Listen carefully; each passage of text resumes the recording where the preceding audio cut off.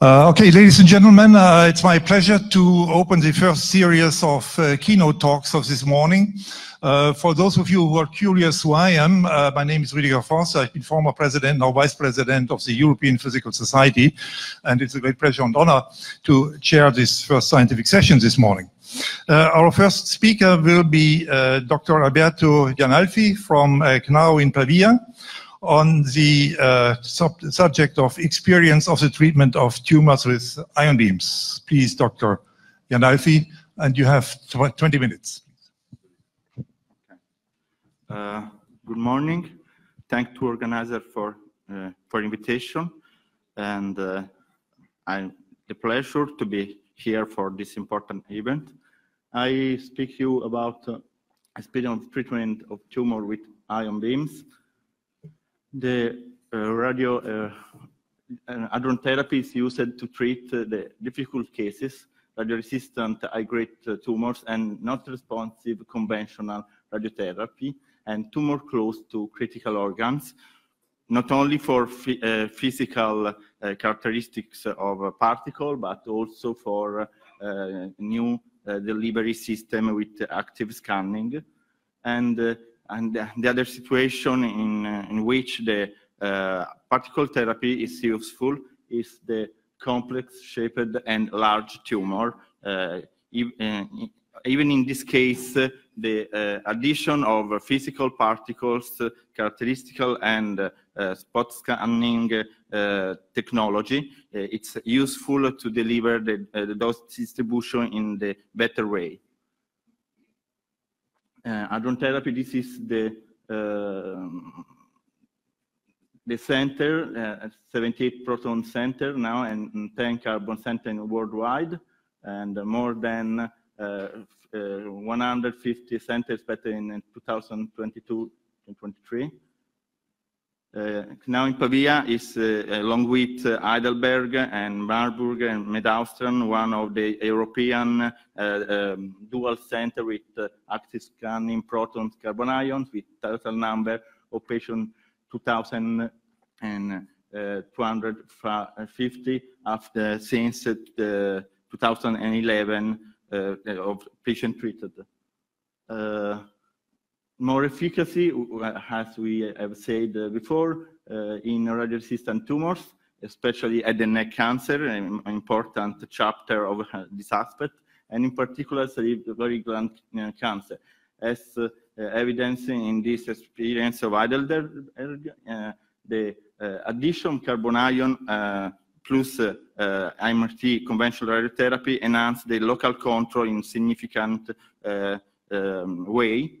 And this is confirmed in the experience in Heidelberg in long-term overall survival and progression-free survival in this recent publication, and confirmed in this COSMIS phase 2 trial with very high local control and progression and overall survival. The progression-free survival depends obviously about metastatic spread. It's a target of eventually drug therapy. Okay, and G3 mucositis is an acceptable toxicity because in many cases the mucosal area is in the target of treatment because for microscopic infiltration. So given the aggressivity of tumor, it's acceptable toxicity. Similarly, in Japanese experience, where the salivary gland were treated entirely with carbon ion, with exclusive treatment with carbon ion, there is 80% local control rate. However, in this slide, all other histotypes are well controlled with carbon ion therapy in head and neck cancer. This is a significant case in an NIRS experience, for example, of salivary gland tumors that have a great reduction till disappeared in these two cases. This is our experience of 128 patients. We have high local control at 24 months and median survival time 24 months. We have expected for longer follow-up to confirm this local control. The problem, as we can see in progression-free survival, obviously, is the aspect that is not in the field of radiotherapy, but in the pharmacological therapy for metastatic aspects. This is our experience, a case of our experience in the upper MRI. We can see tympanic cavities, nasopharynx, adenoid carcinoma that after carbon treatment, there is significant reduction of the tumor after 18 months with treatment in 16 fraction. Another pathology, very radioresistant, is scleroderma. In this case, skull-based scleroderma experience, 138 patients followed in prospective way in our center. This treated with proton or carbon ions in the base of multi-parameter choice, aspect, age, surgical features, volume of tumor, and other aspects, for example, the relationship with organ risk, as brainstem, optic pathways, and pediatric age, for example. This is local control, 5 years, 84% for proton, carbon ion, 71%. We know that there is a selection bias, that carbon ions treat the more difficult cases, and in many cases, the cases with the strict contact with brainstem or optic pathways. So to spare the organ at risk, we need obviously to respect very noble organ at risk that can be sacrificed. And this is the data of overall survival at 5 years. In acute toxicity, it's high grade, no acute toxicity, and acceptable low late toxicity in terms of high grade toxicity. This is chondrosarcoma experience, less cases, because the chondrosarcoma are more, I think, number of patients, but the case for particle therapy, maybe it's in difficult cases, it's less, okay? And because in low-grade chondrosarcoma need low dose for control, okay? So this is the 35 patients with a very high control rate and very high survival at 5 years with very low toxicity. This is a more particular significant cases of skull-based scleroderma after and before and after carbon ion radiotherapy with significant reduction in maxillary sinus area. This is the literature, the proton 5-year local control, scleroderma 59, 21%, chondrosarcoma 79, 91%, for carbon ions 72, 85%, and chondrosarcoma 88%. The local control, it's depend also for prognostic factor as tumor volume, proximity with organ at risk, and extension of tumor and goodness over surgery, extension of surgery. This is a chordoma in sacral region. In experience of 59 cases, there is a local control with a median follow-up of 25 months of local control 86%. In 60% there is a partial reduction, and with minimal late toxicity also in no high-grade neuropathy, because the neuropathy affected in in significant way the quality of life. This is a particular case in KNOW of sacral chordoma with significant reduction after 1 year. And this another case of significant reduction of carbon ion in Japanese experience with important reduction of tumor, with obviously the reduction of compression of organ at risk. This is pancreatic cancer, another challenge in radiotherapy and oncology.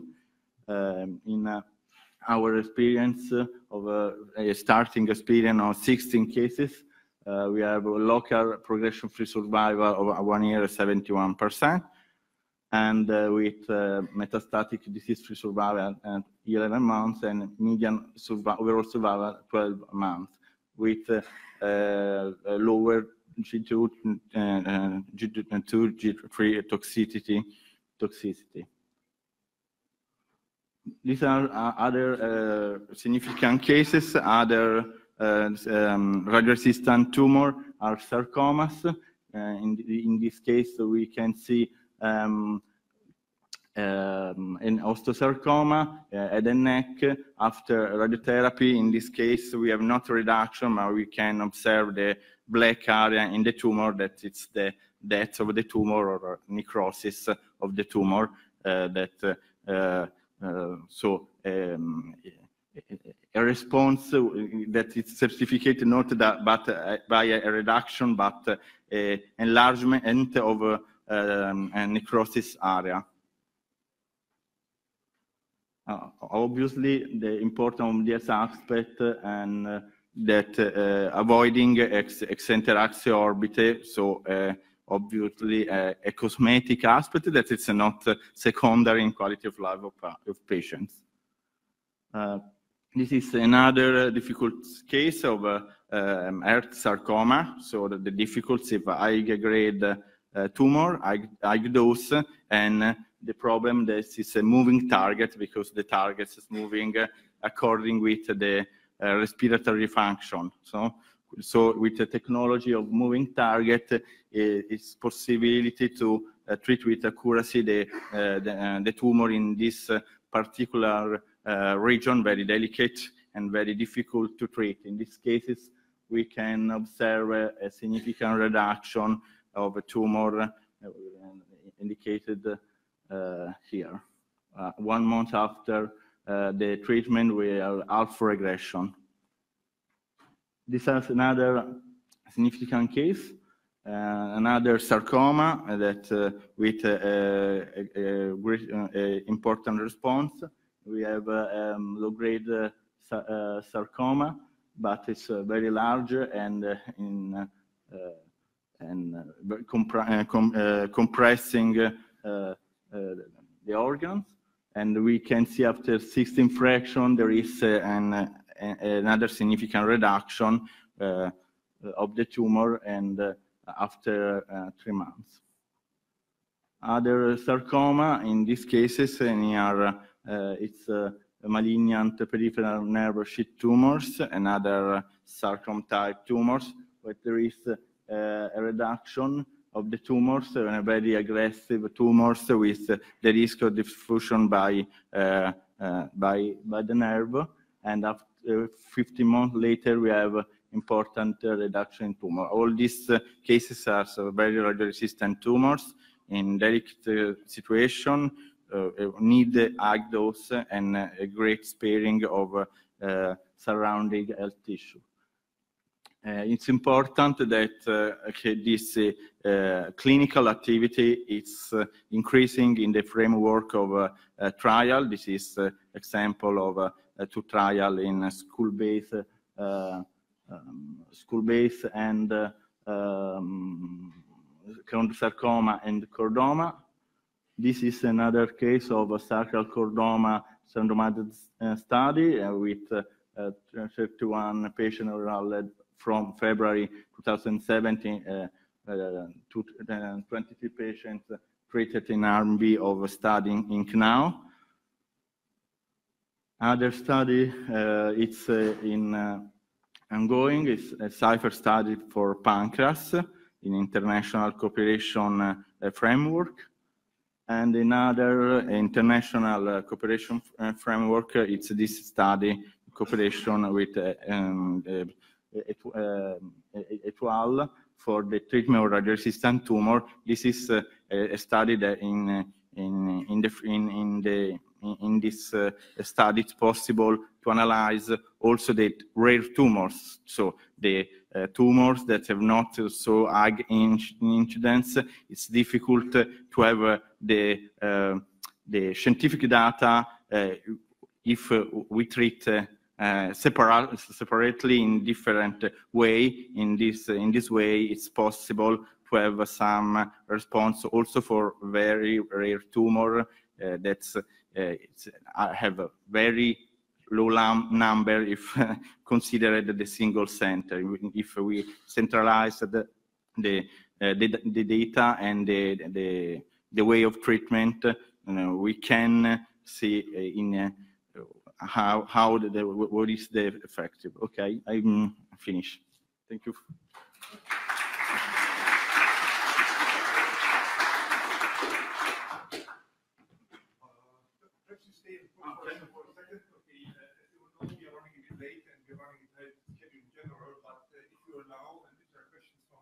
Okay. Questions from the audience. We can take a little time. This does not seem to be the case. Then we thank the speaker again. Okay, thank you.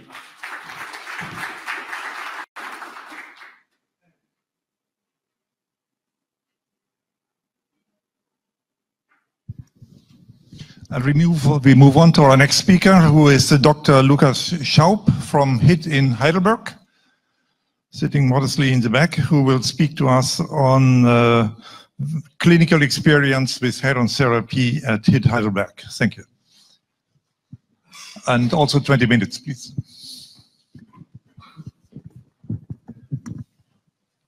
Okay, thank you very much. And thank you very much also, Dr. Damjanovic, for the kind invitation.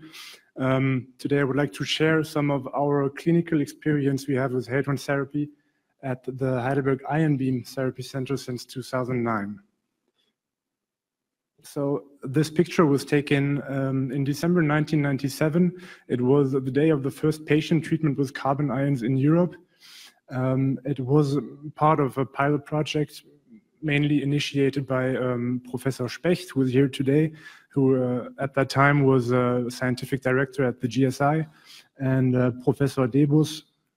Unfortunately, the pointer doesn't work, but Professor Debus, who is now our medical director at the HIT and at the Radiation Oncology in Heidelberg. So within the pilot project until 2008, about 440 patients were treated with carbon ions in Darmstadt.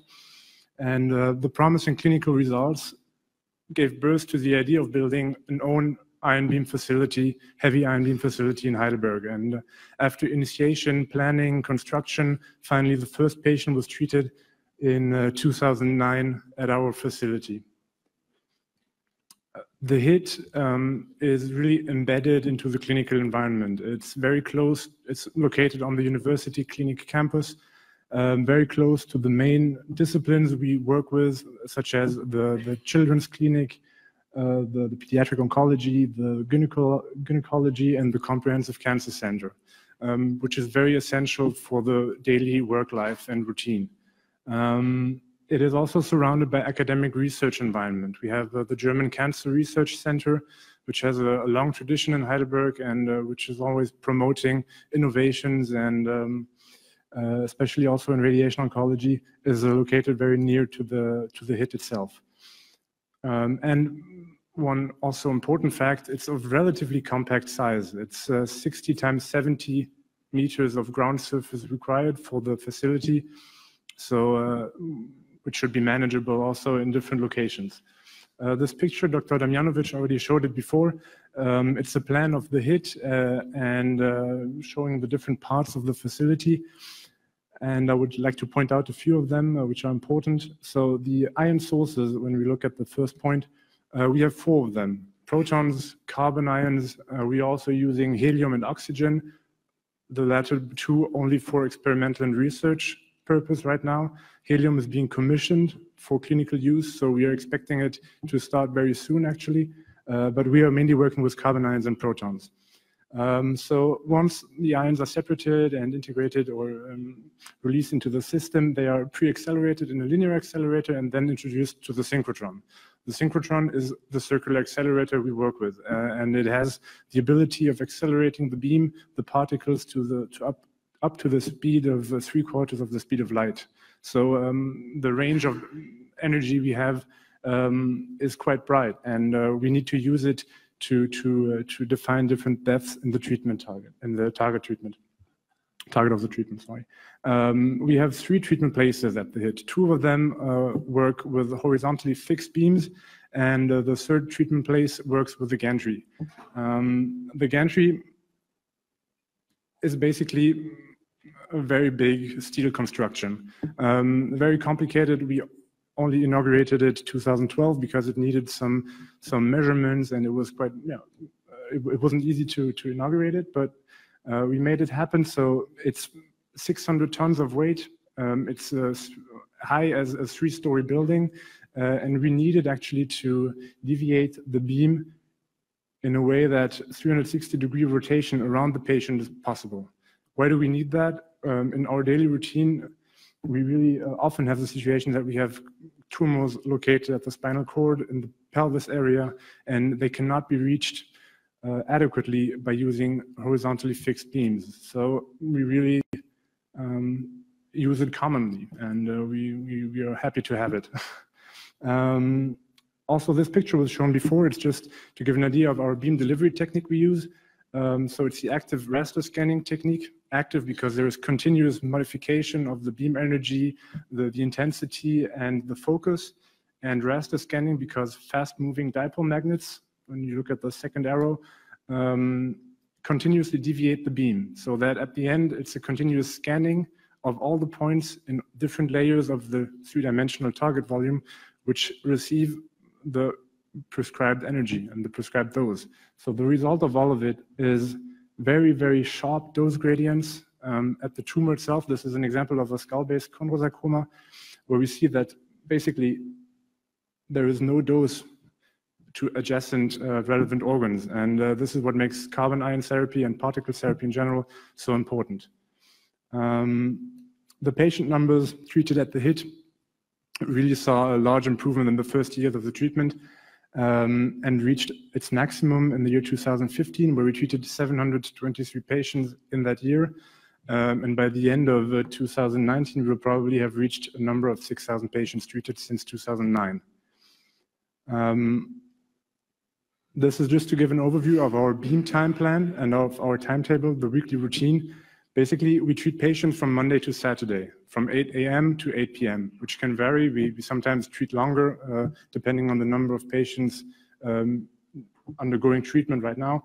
But daily routine is Monday to Saturday patient treatment. Sunday and during night shifts, the beam time is reserved or blocked for experimental and research purpose. So, and of course, quality assurance, the blue squares, always at the beginning and at the end of every patient treatment. The main tumor entities, a few of them, Dr. Janalfi already spoke of them: chordoma, chondrosarcomas, the salivary gland tumors are the well-known one. But the number and the number of entities treated at the HIT is continuously increasing. We also treat, for example, high-grade glioblastomas, which are very recurrent, aggressive brain cancers, which receive carbon ion therapy at our facility. We also treat lung cancer, and we treat a lot of young patients, especially with lymphoma. We use proton therapy to spare the surrounding tissue. So there is a large variety of tumors treated right now, and it's not only the typical ones we would know. This is a list of the main clinical trials ongoing and accomplished at the HIT in Heidelberg. So I would like to point out a few of them and the most important ones. So Dr. Janalfi already spoke about the ACCs, the adenoid cystic carcinomas. Those are slow-growing but locally very aggressive tumors. And therefore, the surgical resection is somehow, and the complete resection is difficult. And those patients need additive, or when the tumor is inoperable, definite high dose radiotherapy. And conventional radiotherapy with photons reaches the limits regarding to the escalation of dose, because toxicity, surrounding tissues, skull base, very important structures are close to the tumors, so the dose cannot be escalated anymore. Within the pilot project at the GSI, we have treated 58 patients with carbon ion boost, 18 Gray equivalent, and have compared them to the ones treated with only photons. And when we look at the curves, they were shown before, but I would like to point it out. It was a significant benefit in local control, but also in overall survival, meaning that those patients significantly benefited from carbon ion boost. In a second trial, the COSMIC trial, we then tested dose escalation. So the carbon ion boost was not only 18 Gray equivalent, we raised it to 24 Gray equivalent to see whether it's going to be well tolerated and whether it brings an effect concerning the local control. So it was very well tolerated. There were no dose-limiting acute toxicities. There were no high-grade or only few higher-grade toxicities above or underneath 5%. So this is a case example of an ACC of the left sinus maxillaris, which aggressively grew and was inoperable at first. So we planned the carbon ion boost and the primary plan with photons. And 6 weeks after the radiotherapy, already a significant tumor reduction was feasible. And what we also saw, just go back, the local control after 3 years was still 82%. So it did not improve significantly compared to the initial trial we had at the GSI. So the next step and the upcoming ECHO trial we are planning is to go a step further and to say we get rid of the boost idea, but we would like to try the radiotherapy with carbon ions only, because we know that the relative biologic effectiveness is higher. We have a better sparing of tissue. So the potential is there to have better tumor control, because this tumor is aggressive and is relatively radio-resistant. So this is what we are going to test in the upcoming randomized trial. Another situation where we use right now the combination of carbon ion therapy and of a boost of carbon ion therapy and a primary plan with photons are cancer located in the nasal cavity and paranasal sinuses. Those tumor entities are also growing aggressively and have the problem that in total resection is rarely feasible, or it would be very mutilating. It's tumors in the central of the skull, and it's rarely feasible to really cut out the tumor itself with sufficient security distance. So those patients are treated with this combination therapy, and it's an ongoing trial, which actually the last patient was enrolled last week. So we will finish the treatment, and hopefully we will have the first clinical results of this trial very, very soon. 36 patients were recruited, and yeah, we hope to see a better local control and less toxicity. Another topic we have every day actually at our department is radiotherapy. It's a situation, 50% of advanced head and neck cancers will at some point have a recurrency in their life. So 50% is a high number, and those patients already have seen surgery and already have seen radiotherapy. So the options those patients have are few. Basically, surgery again is not feasible as salvage surgery, and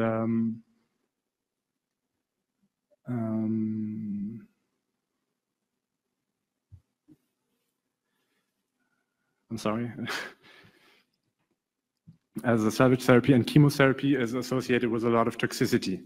So actually the radiotherapy is important for those patients.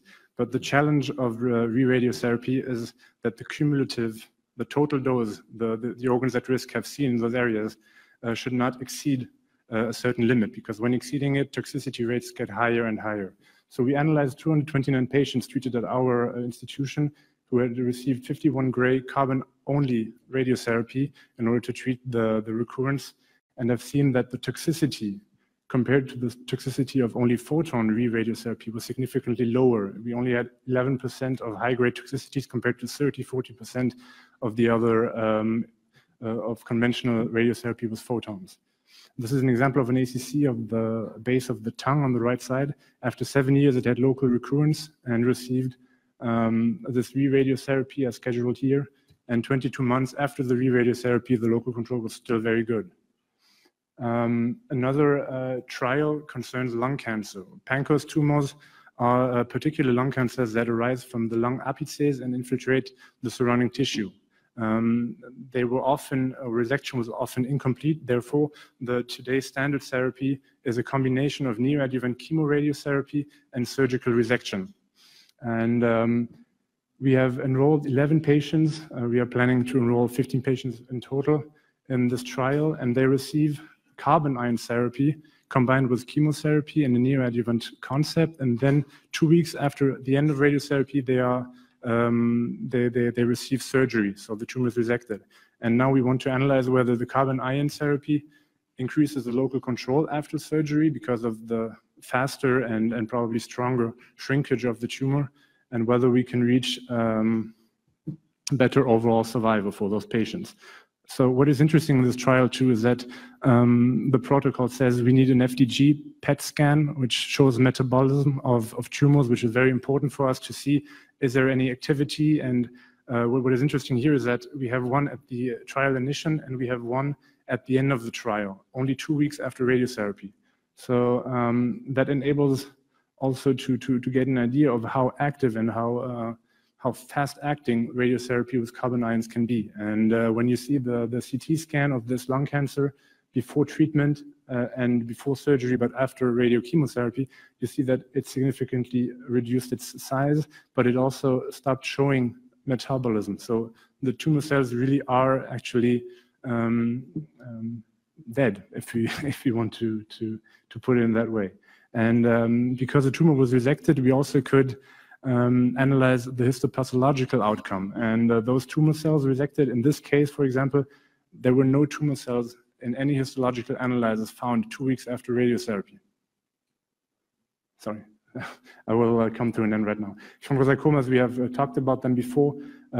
Skull-based tumors that often do cranial nerve palsy, for example, this oculomotorious palsy in this 18-year-old patient. And 6 weeks after radiotherapy with carbon ions, she had significantly improved symptoms, and double vision didn't last any longer. And this is the MRI, the corresponding MRI, and the ongoing trial Dr. Jan Alfi already mentioned before. OSCA, which are osteosarcomas, very aggressive bone tumors, generally also affecting children and younger patients, are being analyzed right now in a trial we do in cooperation with our medical oncologists. Patients receive chemotherapy, a combination particle therapy, and then again adjuvant chemotherapy when the tumor is localized at the skull base or at the pelvis, because resection is not feasible in those areas. And these are just a few pictures to show the situation of a pelvis osteosarcoma treated, and showing also the same in the FDG PET scan. Very good response only 2 months after radiotherapy. This is an example of an osteosarcoma in the head and neck area. And just to come to an end very quickly, there is one last topic I would like to share is the challenge we have is treating younger patients, and especially also treating little children, because I just showed this example of a medulloblastoma, which is a rather rare brain tumor that affects children, and those children after surgery commonly need craniospinal irradiation. So we know, I mean, the overall survival is constantly improving for those patients. So it's very, very essential to also look at what happens in 10, 20 years, and to reduce also the risk for secondary malignancies and late side effects. And when you compare those two pictures, the right one would be a craniospinal irradiation with photons only, the conventional one, and the left one with particles. And you see that the tissue, the integral dose the body receives is significantly lower in particle therapy, which makes it so important for the treatment of little children. And also pregnant women, which we are treating every few months, I would say. We see some in the department. And for example, right now we are treating a pregnant woman with a head and neck cancer. And we know that the dose arriving at the belly in the relevant areas is significantly, or is not mentionable actually. So thank you very much.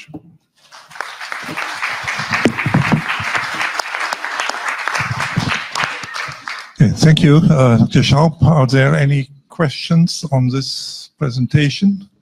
Yes, I see one over there. Yes, I was wondering, your list is very impressive, but I did not notice the breast cancer. Is there any particular reason? I know breast cancer is a systemic disease, so it must be challenging. Indeed, we don't run any breast cancer trials right now because actually the conventional radiotherapy for breast cancer and the modern photon techniques are very, very good. There is no tumor resistance to radiotherapy, such as in other tumors I just described before. So, of course, it's also, it needs to be evaluated. But there are some situations where maybe metastasis or a local recurrency might also be treated with particles. Okay, thank you. Fernando.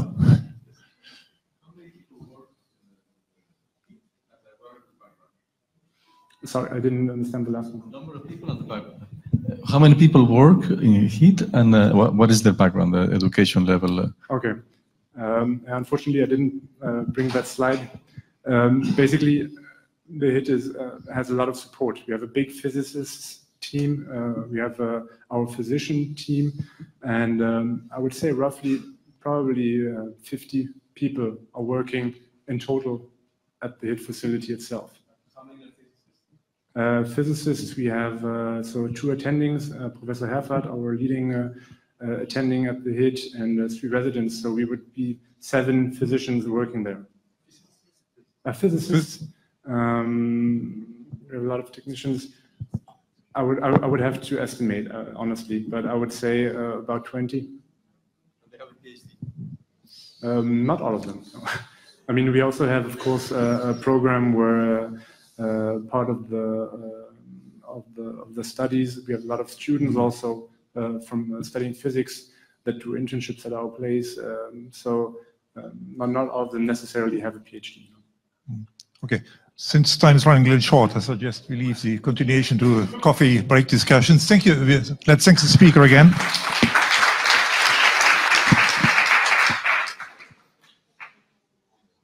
And it's a pleasure to welcome our next speaker, who is Professor Marco Durante, the director of the biophysics department at the GSI in Darmstadt, who will speak about various aspects of research in radiobiology with ion beams. Please, Marco.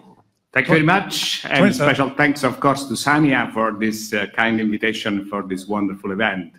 So now we will move from the clinical results that you have seen both in Italy and Germany to the research aspects of this therapy. The SEEIST will be, I would say, primarily a research institute. It must be research and clinical, but the research component must be very important because it really comes as an R&D. And so now, of course, the beauty of particle therapy has 2 phases, physics and biology. Physics, we see it very nice here. I mean, I'm not sure the laser pointer is not working. Okay, you see very nicely the Bragg peak that you all know, but there are also biological advantages when you use particles.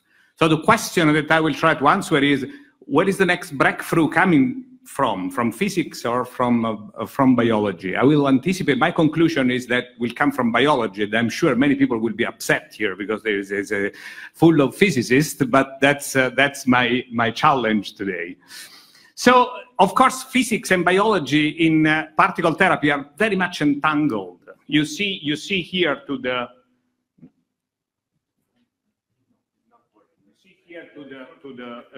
left a simple cartoon between what is the difference between high LET, high linear energy transfer, and low LET, low linear energy transfer. In physics, you see the dose distribution in the center, and in biology to the right, now you see it in two cells. So the one on the bottom is exposed to low LET X-rays, and the one on the top to heavy ions. The green spots that you see are DNA double-strand breaks, essentially DNA lesions that eventually lead to the late effects. You see the difference immediately in the DNA damage.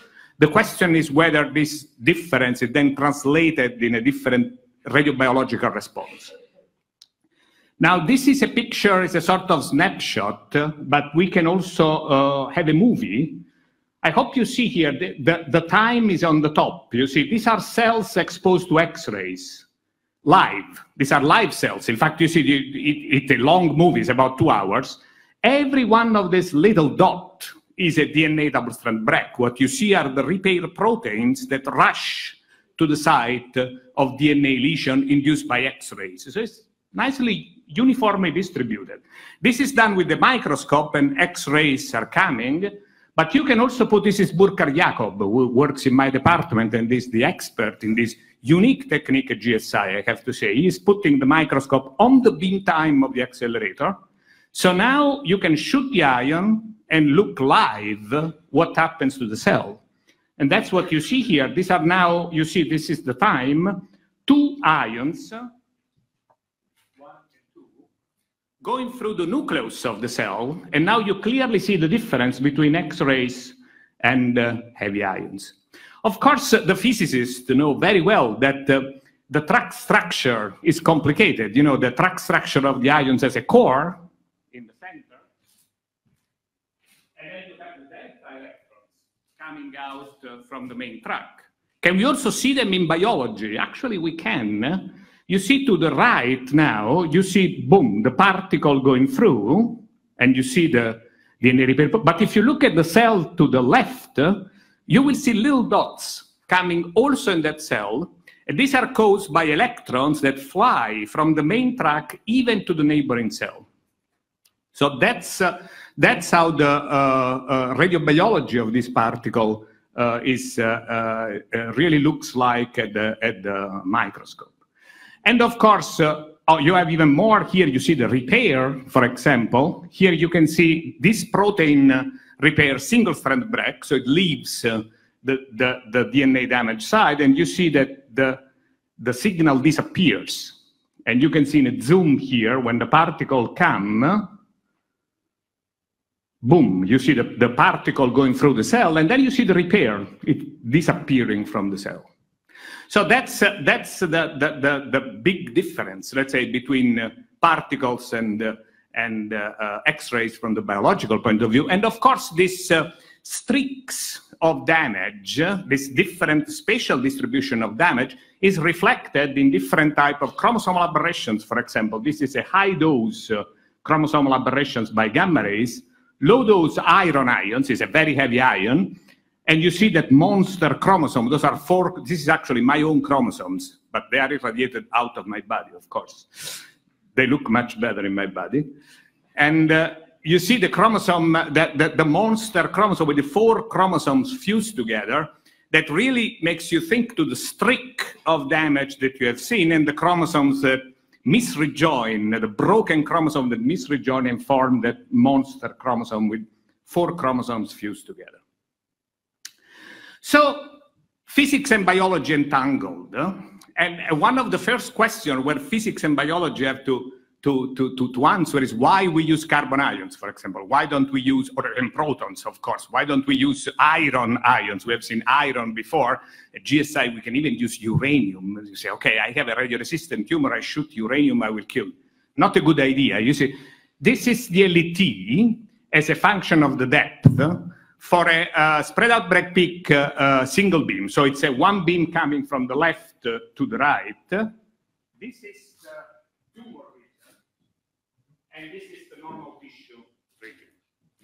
So what we want to have a low LET in the normal tissue, because we don't want to be toxic in the normal tissue, but we want to have a high LET in the tumor. So we want to have something below this bar in the normal tissue and something above this bar in the tumor. And this is difficult. You say if you use protons or helium ions, you are very safe. You are fine in the normal tissue, but you are not so good in the target region in terms of high LET, the densely ionizing radiation.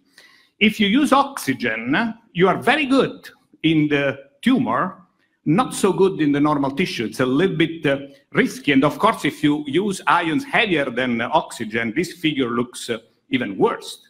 So you see that carbon is a very good compromise. That's why people use mostly carbon now, if not protons, of course. But you also see from the figure that in specific cases, helium, oxygen can be very useful. Helium has a better physics because there's much less lethal scattering, of course. And oxygen can be more effective for hypoxic, very radioresistant tumors when you want to allow a little bit more toxicity because you really want to smash a tumor that is very, very resistant. So that's why also Heidelberg, we had this beautiful lecture before from the medical doctor in Heidelberg. That's why Heidelberg is investing so much in helium and oxygen. And I think also Canao, now I think Sandro Rossi will show, will be able to use these ions in the near future. So, what's the next breakthrough now in biology? Now, this is a long list, so don't worry, the chairman don't have to be worried. I mean, I'm not going through all the points, otherwise it will be like 3 hours lecture, and I'm sure you are all already hungry. So I will only concentrate on 2 points in the long list. One is FLASH, and one is combined treatments. And I will tell you why. I think I want to focus on these points because they are probably the hottest topic now in the research, I would say in radiotherapy in general, and of course as a consequence of particle therapy. It's very important to remark that particle therapy is a part of radiotherapy, should not be seen as something isolated. In Heidelberg, as we have seen, the heavy ion therapy is part of the whole photon therapy center. So it's of course, the topics are very often, I mean, what is interesting in radiotherapy is also interesting in particle therapy. This is clear. So FLASH. What is FLASH? FLASH is something that is relatively new, even though it's an old story, relatively new, has been, it became a hot topic. The paper from the French group was published in 2014. And essentially means dose rate very high, actually higher than 40 gray per second. And if you do the experiments in mice using electrons, you cannot use X-rays as this very high dose rate. I mean, it's impossible. You find that normal tissue is spared, is less toxic in the normal tissue, but is not changing, apparently, the response in the tumor. So you see what happens in the picture here. This is pulmonary fibrosis in mice. So it's a normal tissue toxicity. You see what happens at 1.8 gray per minute as a function of the weeks after radiation. 60 gray per second is the blue curve. You see that it's much lower. So if this is true, you can actually widen the therapeutic window because, you know, you can increase the dose without increasing toxicity. So you can kill the tumor before killing the patient, which is the whole point of radiotherapy, let's say. So it's very interesting, and it's quickly going to the clinics. Actually, this is a paper from July 11, where the colleagues at the University of Lausanne have actually treated the first patient with FLASH, with electrons, of course. I mean, the problem with FLASH, of course, you can do it with electrons. You can do it with protons and the cyclotrons. You have to do some upgrade, but this is possible. The problem is to do it with synchrotrons, so with heavy ions. So, of course, if you come to GSI, well, then really no problem, because the whole point of one of the 2 main points of GSI is the upgrading intensity. And the upgrading intensity will make FLASH relatively easy at GSI, even with very heavy ions. And actually, we are now already in the so-called fair phase 0, where even using cis-18 will be possible to have high intensities. But we decided to do the experiment with carbon ions at HEET together with Thomas Haberer and our colleagues in Heidelberg, using a little trick. So the idea is to use a 3D modulator. This is a 3D modulator which is put in front of the patient. Then you scan the 3D modulator only in one dimension, so in 2D, and you produce automatically a spread out break peak. This can be done in less than a second, so eventually you can get dose rate which is flash style. We did it in Heidelberg already from the dosimetry point of view, and now we are ready to do it in the mouse. You see, these are two examples of experiments that we are about to do, looking simultaneously at the normal tissue toxicity and the tumor control using carbon ions in a flash. Unfortunately, I have no results. This is only the plan. It takes time, you know, to get the ethical authorization for doing the experiments in animals, but I think the next time that we have a meeting with SEEIST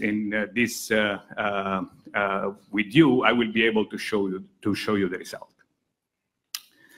The second point that I want to talk about, it's a little bit more a strange question, if you want.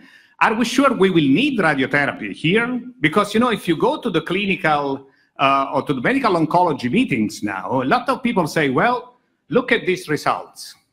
These are results for malignant melanoma. So you see to the left is a patient with malignant melanoma. You clearly see it's a metastatic patient.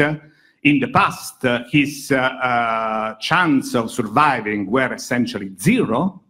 But now, after treatment with ipilimumab, which is an immune checkpoint blocker, so it's immunotherapy, you see that the results are amazing. And this really means survival. I'm not talking about local control here. I'm talking about survival of the patient. So looking at the picture, you say, why do we need radiotherapy? Well, the first problem is that, unfortunately, it doesn't always work. It doesn't work in all patients. You see, the red curve is the survival as a function of years for patients with malignant melanoma treated with ipilimumab. This was the first immunotherapy drug introduced, so we have a long follow-up of 10 years, so we can be really sure. And you see that it works in 20% of the cases, which is already fantastic. It's already a very good results, but still is 20%. We would like to have 100%, and actually people in melanoma are now doing trials with other drugs, especially the anti-PD-1 are very popular and very effective. And you see that the bar is raising. You see, we are going from 20% to 35%, 45%, even though we don't have a very long follow-up. But you see what is interesting in the ipilimumab trial, that if a patient survives after 3 years, then it's really cured. There is not a relapse. So apparently the results with the short follow-up that we have now are very encouraging. How do we raise the bar? We can raise the bar in combination with chemo, combination with targeted therapy, and of course combination with radiotherapy. That's particularly promising because radiotherapy is known to be able to induce immune suppressive signals already. The famous abscopal effect that is sometimes observed in radiotherapy by chance. Some patient will you irradiate one tumor and all the metastases really disappear. The problem is that the tumor also have immune suppressive signals, the don't eat me signals. So the tumors have don't eat me signals that are able to fool the immune system, and the immune system is not recognizing them. So if with immunotherapy we block the immune suppressive signals, radiation will work as a vaccine. Is this possible? Is this true? Well, this trial that came out in 2017 for, now I'm not talking about melanoma, I'm talking about lung cancer, the #1 killer in the world. The results of this trial for non-small cell lung cancer have changed the practice of the treatment of non-small cell lung cancer practically in 1 day, because you see that if you combine radiation and durvalumab, which is one immunotherapy, you get a much higher, this is the progression-free survival, but it's also true for the overall survival than if you give placebo. Stage 3, non-small cell lung cancer, and this is stage 4, metastatic patient in non-small cell lung cancer. Irradiation of one single metastasis, these are metastatic patients, plus ipilimumab, the drug that I showed you for melanoma, 30%, I'm sorry, 30% of the patients responded. Not necessarily were cured. This is also partial response, but 30% of the patients responded to the interaction of radiation and immunotherapy. So this begs the question, what about heavy ions? Are they better than X-ray? Can we prove that heavy ions are better than X-rays in combination with immunotherapy? This is a big question. You understand why. We are talking about life and death of our patients. And that's why we wrote this paper with David Brenner from Columbia University and Silvia Formenti from Weill Cornell, who is the top expert, I would say, in radioimmunotherapy, arguing that heavy ions can be more effective. And actually, this is for a physics reason, actually, not for a biology reason, but for the physics reason. What have we learned in the past few lectures? Well, of course, you knew it already, that one of the main advantages of particle therapy is that you spare normal tissue. Because of the Bragg peak, you spare normal tissue. And you spare normal tissue in all kinds of tumors. You see CNS, head and neck, lung, abdomen, pelvis. But if you spare normal tissue, you spare immune cells. And if you spare immune cells, it's much more likely that you will have an immune response. You don't kill the immune cells that you kill with conventional radiotherapy and with chemotherapy. So, and in fact, this is another paper I published with Silvia Formenti recently that shows that if you look at the lymphopenia, so the loss, the death of the lymphocytes in patients treated with esophageal cancer, with different treatments, you see IMRT, protons, 3D conformal radiotherapy, and carbon ions, the patients treated with protons or carbon ions are much better off. They have less lymphopenia. More immune cells survive. So again, this is the physics helping the biology. Thanks to the survival of the immune cells, you get the amplified immune response.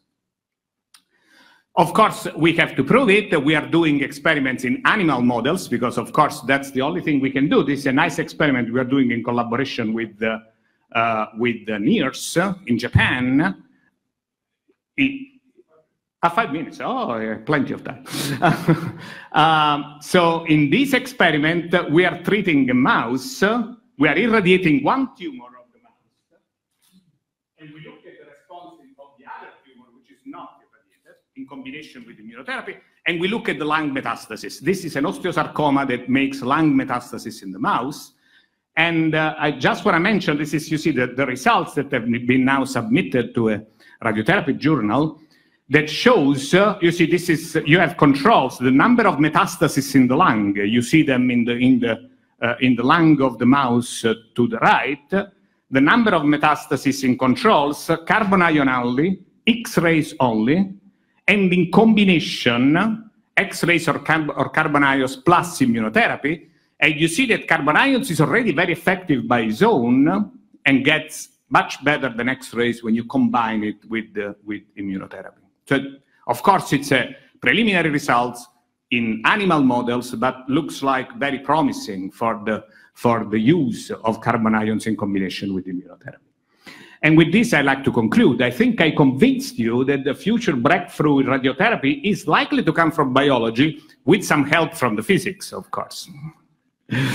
That radiobiology research is therefore essential in particle therapy. So this project is really welcome because, you know, that's where we will be able to do more research. That heavy ion biological effects can be not only it's not only a matter of RBE, it's also a matter of quality. So it's the quality of the damage that can be different, the signaling response that can be different. And then finally, that probably the studies on combination of charged particles and immunotherapy is the hottest topic at the moment for the survival of the patients, which is eventually what we all should be aiming to. I mean, we don't have to forget that. We have to remember that we are all working for having patients survive. And with this, I really like to thank all of you, also on behalf of my group, GSI, which is, as you see, a pretty big group. It's about almost 100 people now, spanning from nuclear physics to really, we also measure nuclear fragmentation cross-section for therapy, down to molecular biology. You have seen the beautiful work of Burkhard Jakob with live cell imaging, and we will be very happy to support Sania and her big effort in Southeastern Europe. Thank you very much.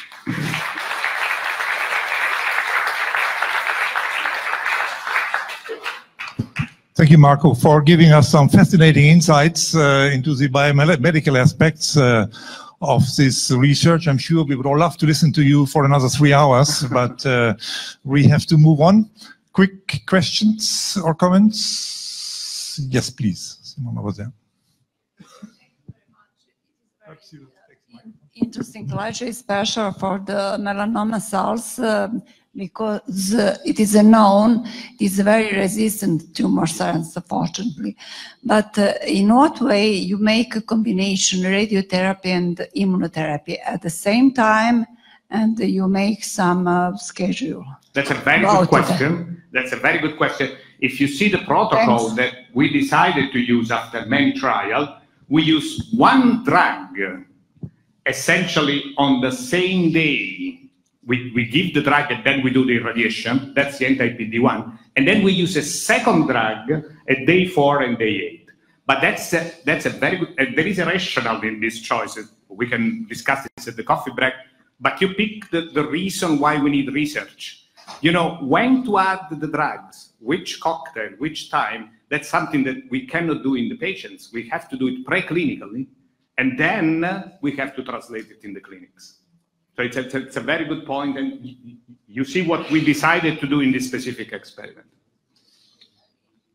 Yeah. Thank you. Okay, thank you again. I'm afraid we have to stop here. Let's thank the speaker again. Okay, so you understand me? Yes, fine. We are a bit late, but there's important meetings in between. But now we had been told that after the lunch, we will hear from Dr. Rossi, what he has to tell us about the important developments in the field of the Italian project and the CERN project and the SEEIST project. Everything. Thank you. Thank you, Mr. Minister Damjanovic, for the invitation, and also Professor Schopper for the kind invitation to this meeting. I was asked to make a presentation that is dealing with physics, technology, and experience in existing centers. So it will not be focused only on CNAO, even if, of course, I will use my facility for some arguments, since I know it better than the others.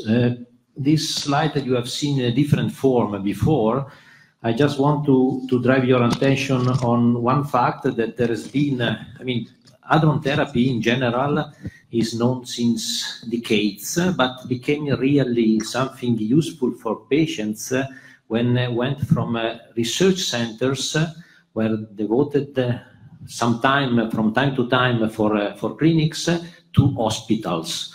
And this happened at the beginning of the 90s, and from that period you see that there was really an exponential increase in the number of centers and in the number of patients. Nowadays, we reached more than 220,000 patients treated with particles, 190 with protons, that is the most used, of course. And we have 78 centers with 190 rooms that apply proton therapy. This number is going to be doubled in 5 years from now. There are on the other side, 10 centers with 17 rooms, 2 of which gantries, and we'll come back on this issue.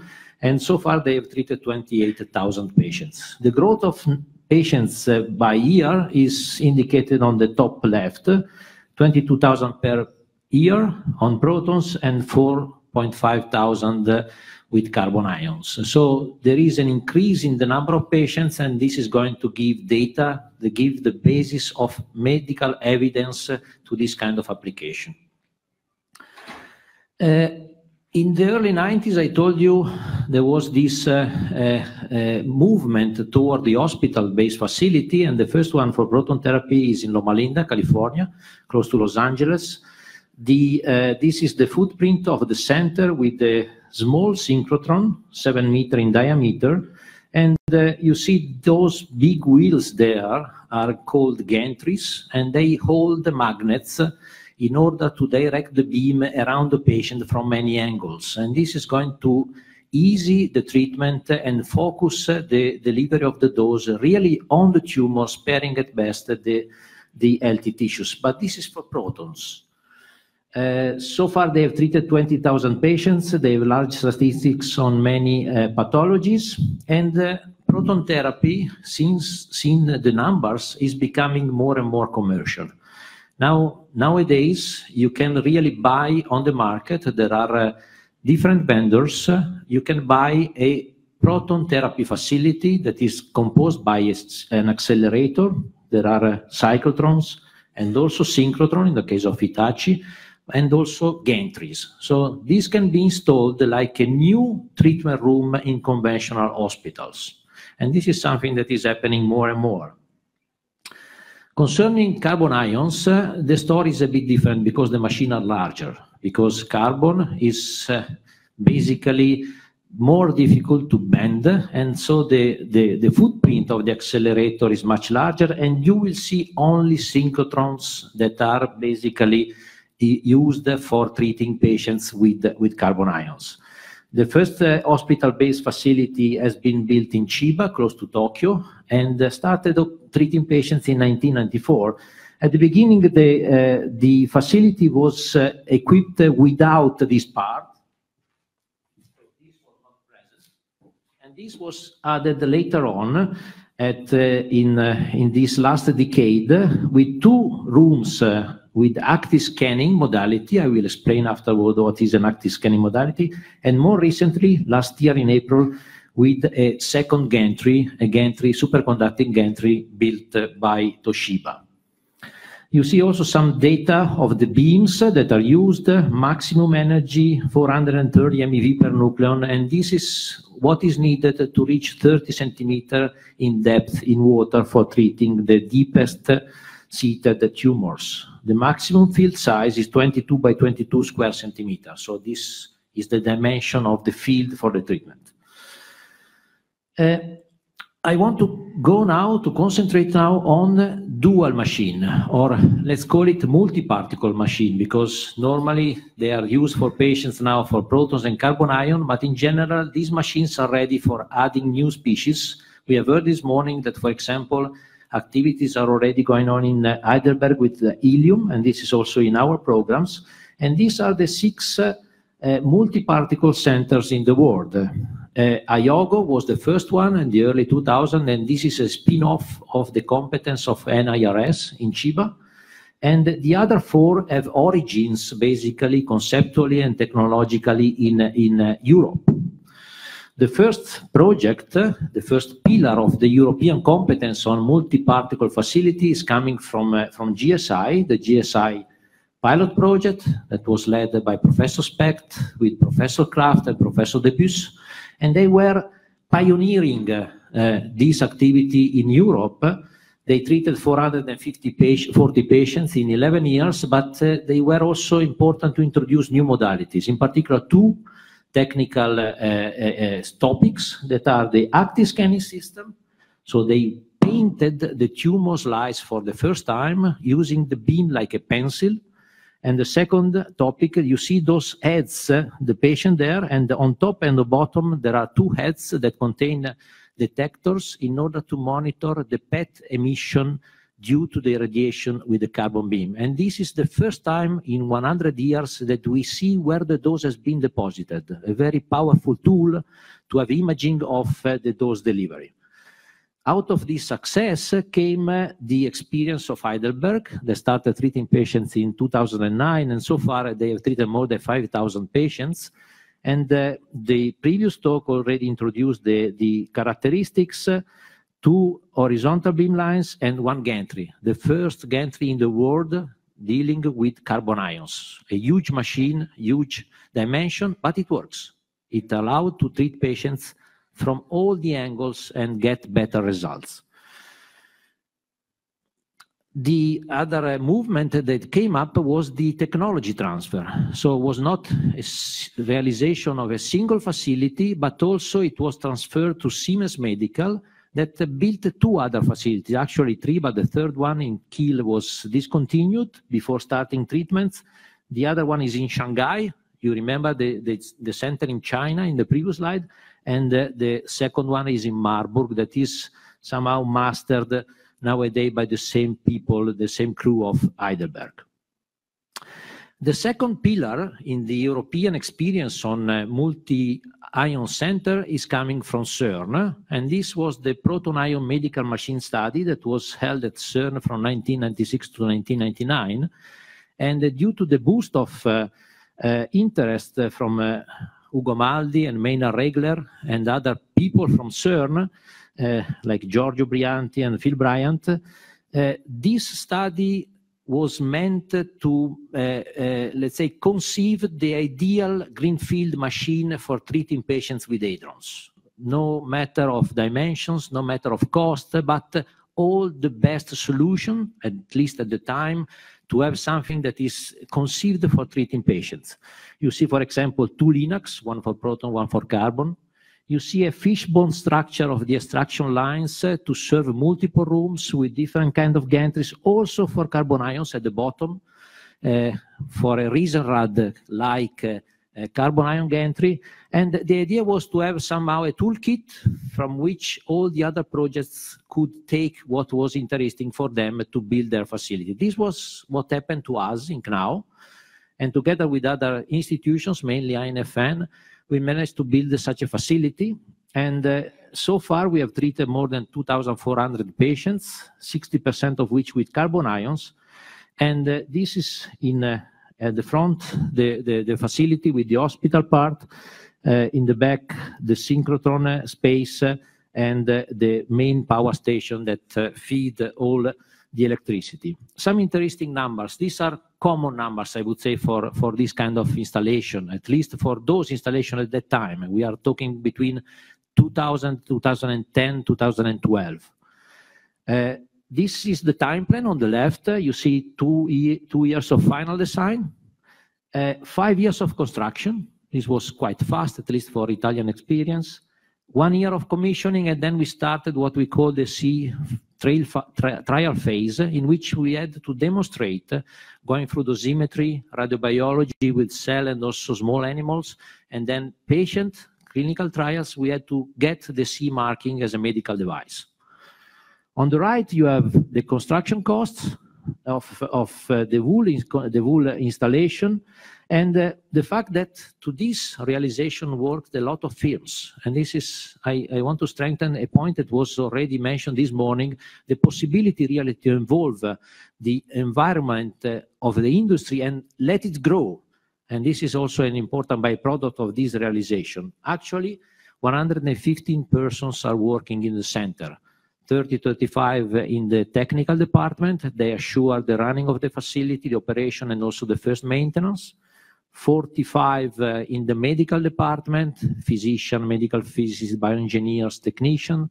And we have also an administration and also services like radio protection, safety, and so on and so forth. Let me also drive your attention on our experience, because this is also part of the topic on the managerial model that was introduced for KNAU, because I think this could be also useful here. So the basic idea was to have an internal core group of middle and young-aged people from different expertises, integrated by a strong network of collaboration. We had a lot of institutes, contracts with these institutes that were supplying personnel, expert personnel, to follow the realization of the various parts. So you recognize, for example, Ugo Maldi, that was the initiator with Terra Foundation, made the final design, but in particular INFN, the Italian Institute of Nuclear Physics, but many universities, and on international level, CERN, GSI, LPSC in Grenoble in France, and also NIRS. All these institutions were contributing, which are the added values that I can trace. The first one is that those experts were available during the construction phase at a reasonable cost. Consider the facility in Italy was financed by the state. INFN is a governmental institution. They are already paid for doing things, and they did things for us. So the 135 million was so low because we had those people and we were not paying for them. But in particular, those people are not staying during the running, and so this is going to reduce the running cost. And the second added value is that the core group that was formed by young people gets trained during the realization of the system, and now they are the basic resources for maintenance, operation, and upgrade of the facility. These facilities need to be continuously upgraded in order to keep always the momentum and to keep the forefront of the technology. The other facility in Europe that is coming from the CERN origin is Medostron. They got from us the final design, and you see the layout with respect to CNAO is quite different. They use more or less the fishbone approach of beams, and they have different treatment rooms, research room, horizontal and vertical beam line, horizontal line, and also again for protons. So you see the design is very flexible. They have multiple sources, so they are already prepared for introducing other species in their treatments. This is a nice picture. They started treating patients in 2016. They are more than 400 patients treated so far, 12 of which with carbon that started a few months ago. So very, very important. Now, this is the framework. This is the scenario in which SEEIST is going to happen, is moving. Let me use now the second part of my talk to go through a bit the technology with the goal to show you that there are different competencies, different opportunities, and this is really a very dynamic project. So this is the layout of KNAO. You see, with respect to Medostron, is more compact. We wanted to have space. We didn't have so much space, so we needed to squeeze things in order to leave more space for the clinical part. So we put inside the ring the two sources, the LINAC, that is the injector that accelerates the particles, the synchrotron itself, and you see a fan-out magnet, this one, that drives the particle in one of the three horizontal beam lines, and we have also a middle room with a vertical beam line. This is the layout of KNAO, and the diameter of this synchrotron is 25 meters. So let's go through a bit the particle origin from the origin to the patient and see the technologies. We have sources. The sources you have to imagine are somehow a micro oven. There are electromagnetic fields, and in these fields you inject a gas. If you want carbon, you inject methane. If you want proton, you inject hydrogen, and these electromagnetic fields separate protons and carbon ions. Billions of protons, billions of carbon ions, depends on the gas choice, and then these are the starting point of the journey to the patient. Of course, if you add the sources and you add the gases, then you can really select the different species, and this can be done easily. The energy at the beginning is very low. So you need to speed up the energy because otherwise you cannot inject those particles into the synchrotron in an efficient way. And this is done through linear accelerators. You have radio frequency quadrupole, top left. You have IH structure, bottom right. And in 6 meters, roughly, the energy is increasing from very low value to 1/10 of the speed of light. So this energy, 7 MeV per nucleon, is what is needed to start injecting into the synchrotron. Once injected, the beam is captured, we say, by a device, this one in red, that is an RF cavity. It's like a battery. And each time the beam turning into the synchrotron, in the ring, passes through this point, receive a kick. It makes 1 million turns in 1 second. And goes from 7 MeV per nucleon to 430 MeV per nucleon, as I was telling you.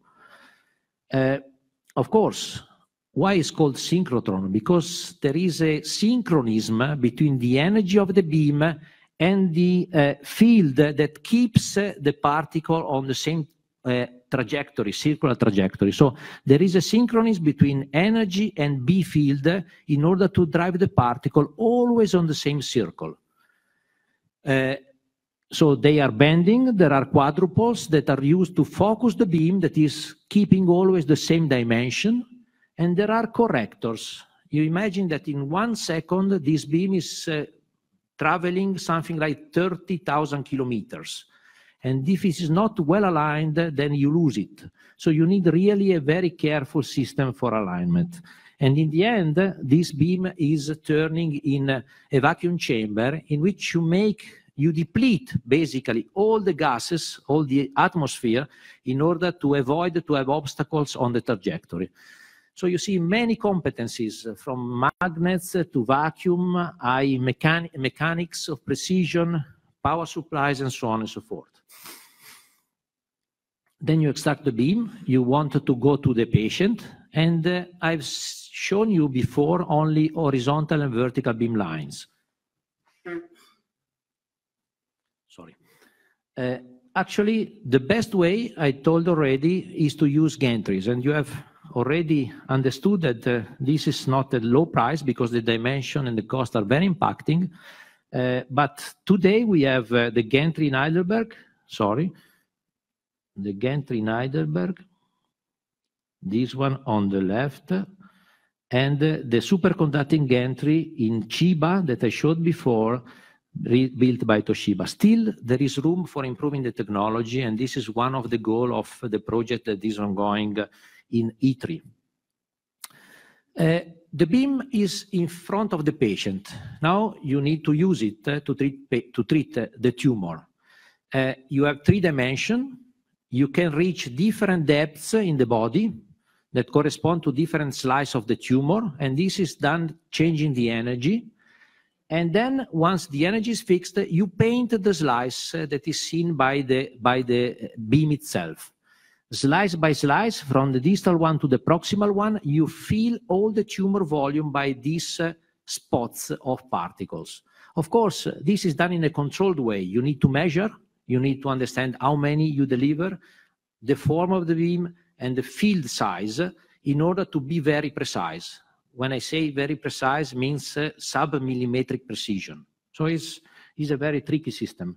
And to master all this activity, you imagine 1 second, 1 million turns, 30,000 kilometers.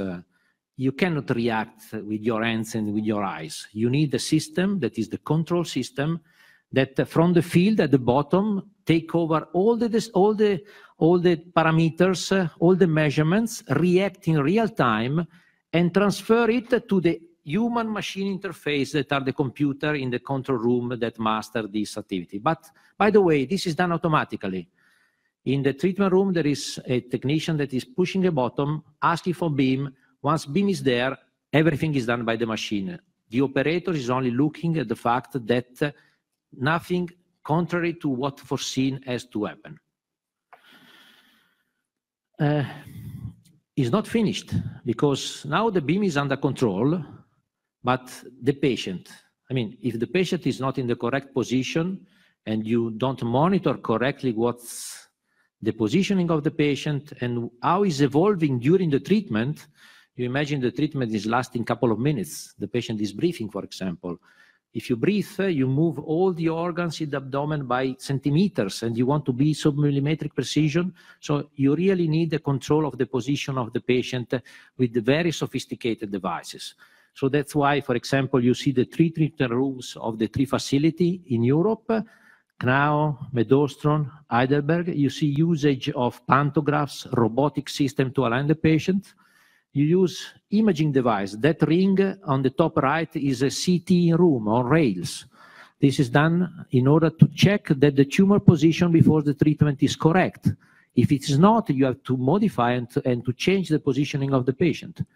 But look at the 3 TV cameras on the bottom left.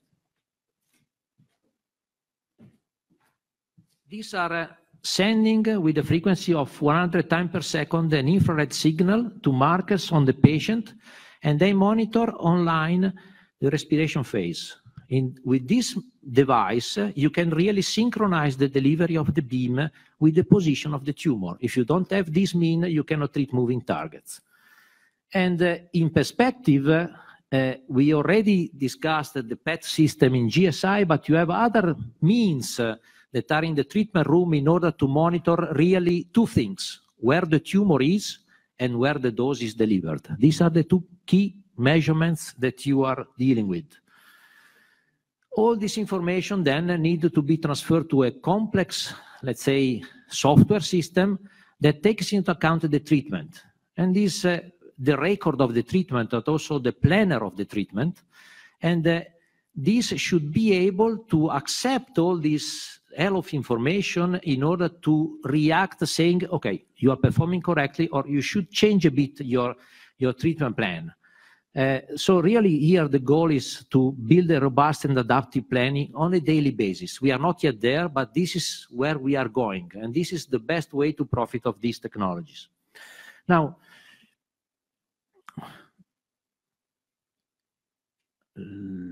doesn't collaborate.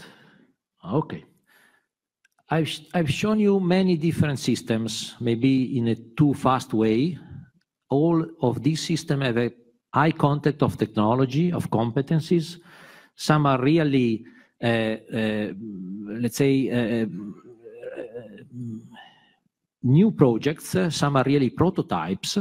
Others are commercial products. The real challenge of these projects is that all these systems need to run together in a safe, efficient, reliable, and easy maintainable, because you are in a hospital environment way. And to do that, you need beforehand to treat patients to get the CE marking as a medical device. Now, this is feasible. These are data coming from KNAU, but I'm sure from Heidelberg or Medoston, we have the same kind of data. And you see that this machine that we have built, basically, look at the table on the last year, was running 322 days, not making only treatment, but also research during weekend. 240 days were devoted to treatment, so very efficient system, very available system, so that the availability is more than 90%, because there are also preventive maintenance in order to keep the system running. But look at the reliability. In terms of days, last year was 100%. It means that if I plan 240 days treating patients, I treat 240 days patients. But this is a bit not correct. You should, because each day we have 50 patients in treatment, and we need to see how many of these patients have been completed that day or have been postponed because of delays, because of other reasons. And the figure that you have at the bottom tells us that only 314 sessions has been postponed over more than 10,000. And if you look at the 314, you see that half of them are due to patients' problems, not related to machine. So these are really very stable systems. And this is the challenge also of new projects. That is, we need to have a system that is performing, but also is available to treat patients or to make research. Because in the end, you cannot say to the patient, okay, oh, today is not working, come tomorrow. So I'm concluding saying that I think that my purpose was to show that physics, technology, and experience are ready to contribute to the success of SEEIST, of this initiative. And I thank you for your attention. Thank you very much. Thank you to this very interesting lecture. One question is allowed before we go to the next topic. Is there a question? No, you are perfect.